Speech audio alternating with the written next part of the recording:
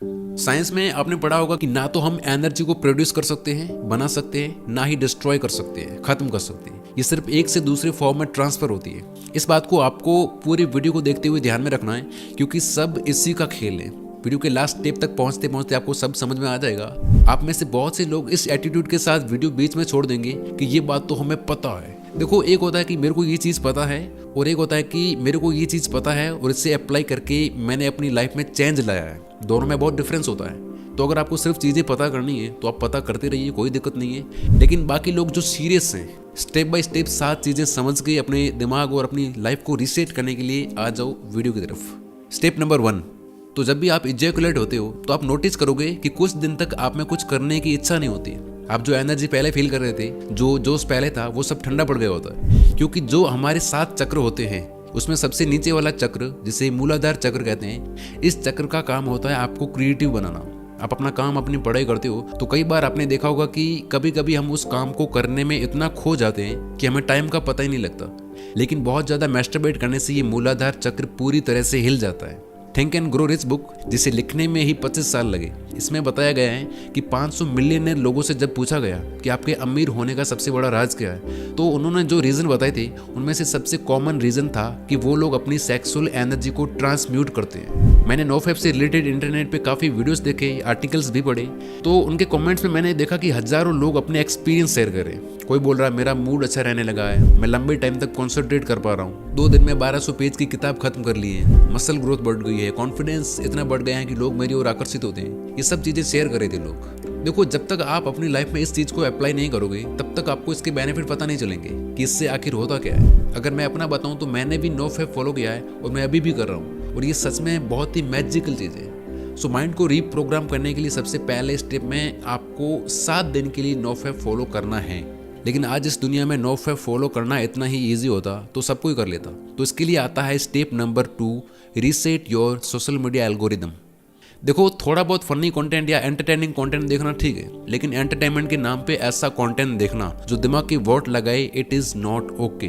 क्योंकि ये सब आपको पता नहीं चलता, लेकिन ये आपके एक्शंस और थिंकिंग को भयंकर लेवल पे इम्पैक्ट करते हैं। ये देखने के बाद आपका माइंड कैसे डाइवर्ट हो जाता है, आपको कैसे कैसे थॉट्स आने लगते हैं, आप कौन सा ब्राउजर खोल के और फिर अपनी एनर्जी कहाँ छोड़ते हो, ये सब मुझे आपको समझाने की जरूरत नहीं है। और इससे भी बड़ी हैरानी की बात ये है कि इसी कंटेंट को देख देख के आपकी सोच की पूरी तरह से धज्जियां उड़ चुकी हैं। क्योंकि आपका जो पर्सपेक्टिव था, जो आपकी सोच थी आपके अपने अपनों, अपने रिलेटिव, अपने ब्रदर सिस्टर के प्रति, वो कंप्लीटली बदल चुकी है। बाहर निकलते हो, जिसको भी देखते हो, हर चीज़, हर इंसान में नेगेटिविटी दिखनी शुरू हो गई है। तो इसका सॉल्यूशन क्या है?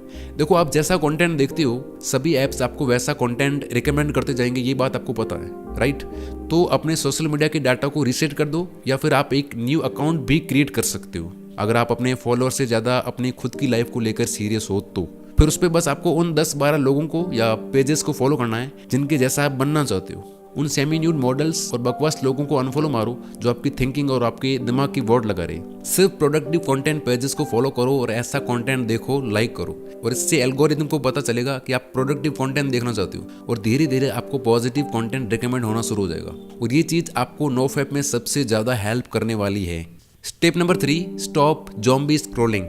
आप पहले ये देखो, भी नहीं होगा। और ये रियल है, ये केक नहीं है, क्योंकि भाई वो उसके ऊपर वो चमक दिख रही थी, और ये वाला केक है क्योंकि भाई टॉयलेट पे। अब ये देखो इसके अंदर यार, ओ भाई, अरे ये तो एक ही इसमें फूट गया, कांच का था, मुझे लगा प्लास्टिक का। हमारे इधर से प्लास्टिक का था। ये क्या है? मेरा एक फ्रेंड, मैं पास में बैठा हूँ और वो स्क्रॉल करते हुए ये सब देख रहा था। क्या इसका कोई पॉइंट है? नो, क्योंकि आपका दिमाग कोई डस्टबिन नहीं है कि इसमें आप कुछ भी डाल रहे हो, लेकिन लोग लिटरली कुछ भी डाल रहे हैं।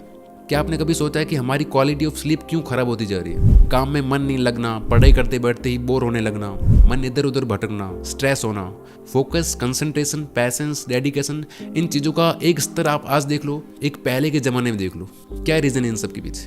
देखो, पहले के लोग नॉवेल्स और बुक्स पढ़ते थे जिन्हें खत्म करने में हफ्ता महीना लग जाता था। रामायण महाभारत के एपिसोड देखते थे। लेकिन आज क्या हो रहा है? आज लोगों को हर 10 सेकंड में कुछ नया चाहिए। हर 10 सेकंड में लिटरली 2015 में माइक्रोसॉफ्ट द्वारा की गई एक रिसर्च के अकॉर्डिंग एक एवरेज पर्सन का अटेंशन स्पैन 8.4 सेकंड हो गया है, जो कि 15-20 साल पहले 1 मिनट था।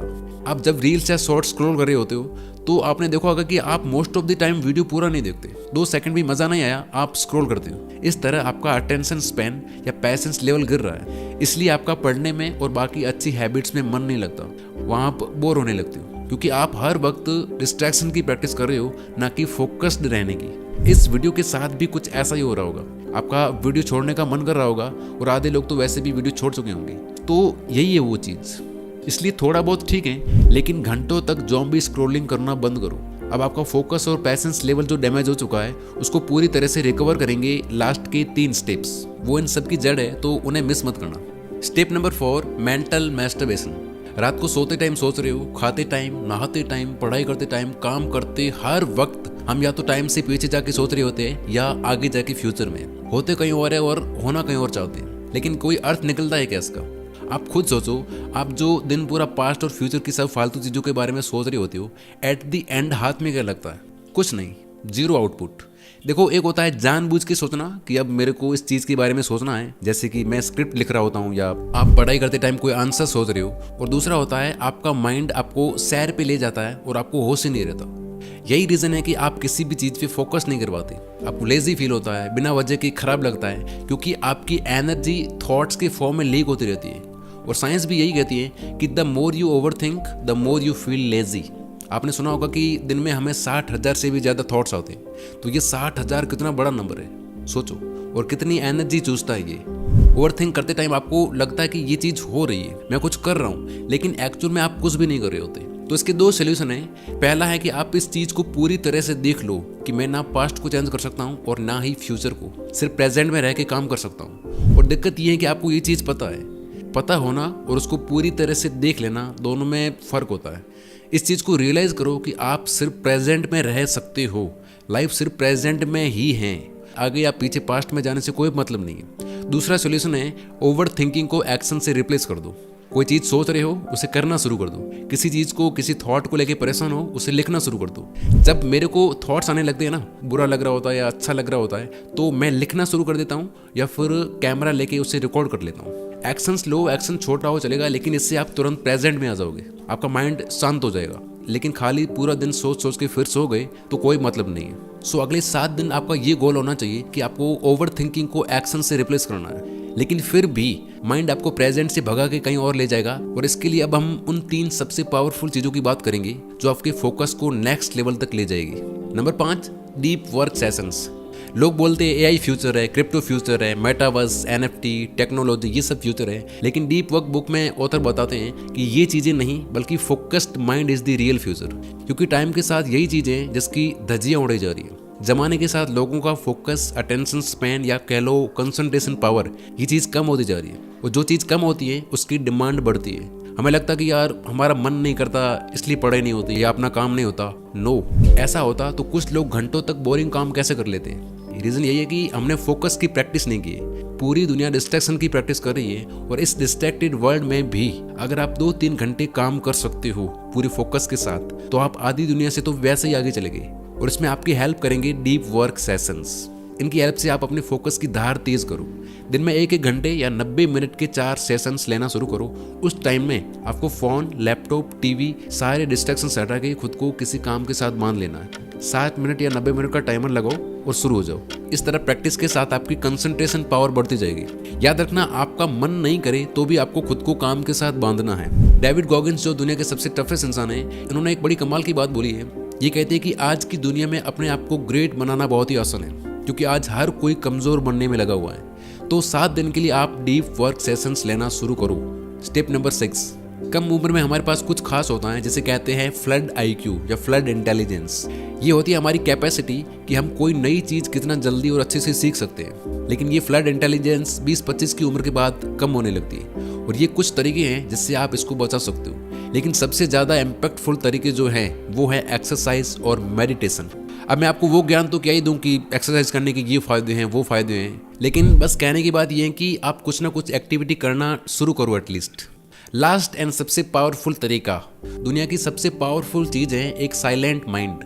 जो एनलाइटेंड व्यक्ति होते हैं वो इतने खुश क्यों होते हैं? किसी के थॉट्स पढ़ पाना, पूरी बुक को एक बार में पढ़कर एक एक शब्द विद पेज नंबर याद रख पाना, किसी को हाथ लगाकर हील कर पाना। कैसे?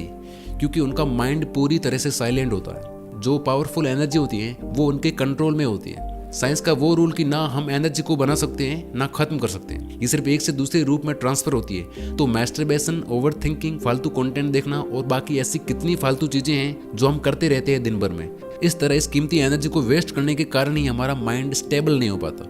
लेकिन जब आप ये चीजें कम करना शुरू करेंगे तो आपकी एनर्जी बिल्डअप होने लगेगी, इकट्ठी होने लगेगी और वो लिटरली आपको बॉडी में फील होने लगेगी और इस एनर्जी से आप जो चाहे वो पा सकते हो। लेकिन इसके लिए बहुत प्रैक्टिस करनी पड़ती है, प्रेजेंट में रहने की और साइलेंट होने की। तो बहुत सिंपल चीज़ें ये, लेकिन कर कोई नहीं पाता। जीरो थॉट एक ऐसी स्टेट है जिसमें हम अपने माइंड की हाईएस्ट पोटेंशियल हासिल कर सकते हैं। इसमें क्रिएटिविटी और इमेजिनेशन नेक्स्ट लेवल तक चली जाती है। कंसंट्रेशन, मन नहीं लगना, फोकस, ये बहुत छोटी चीज़ें हैं। साइलेंट माइंड से आप क्या क्या कर सकते हो आप खुद भी सोच नहीं सकते।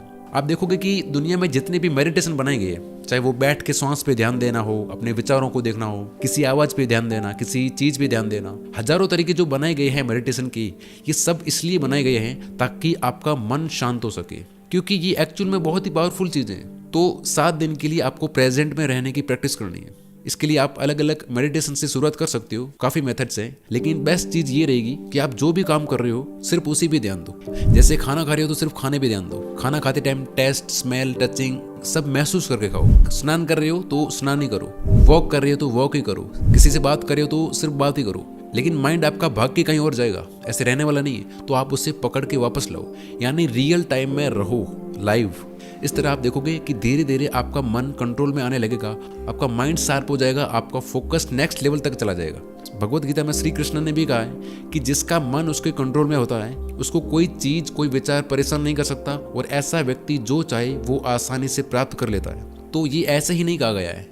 तो 7 दिन मैंने कम से कम बोला है, 7 से 15, 15 से 30, और ऐसे कर करके जितना ज़्यादा इन चीज़ों को प्रैक्टिस में लाओगे आप अपनी लाइफ में, उतनी मैजिकल आपकी लाइफ बनती जाएगी। तो ये रही वीडियो की समरी। आई होप आप ये चीज़ें अप्लाई करोगे। जाते जाते कुछ ना कुछ कमेंट्स में ज़रूर लिख के जाना, क्योंकि आपकी कमेंट्स देख के मुझे लगता है कि यार मुझे इस तरह की वीडियोज़ और बनानी चाहिए। Wish you all the very best. Thank you so much for watching this video.